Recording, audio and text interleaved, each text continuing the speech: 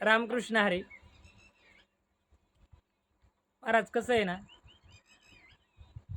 तुम्ही एखाद्याला दिलेला त्रास, वेदना, अश्रू, अतोनात कष्ट, असत्यपणा, खोटेपणा, लबाडपणा हे तुम्ही दुसऱ्याला देता म्हणजे काय करता?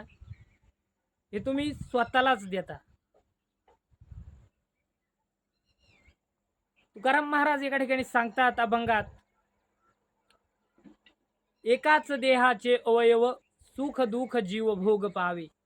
हे सर्व जे आपल्याला अवयव दिसतात, ह्या वस्तू दिसतात, या जरी भिन्न असल्या तरी त्या एकाच देहातून उत्पन्न झालेल्या आहे. आणि ही जीवसृष्टी आहे, सजीव सृष्टी आहे, ही सर्व त्या एकाच देहाचं, एकाच तेजाचं हे अस्तित्व आपणास दिसतं. त्यामुळे कोणाची निंदा करताना, अवहेलना करताना आणि एखाद्याला कष्टप्रद काळात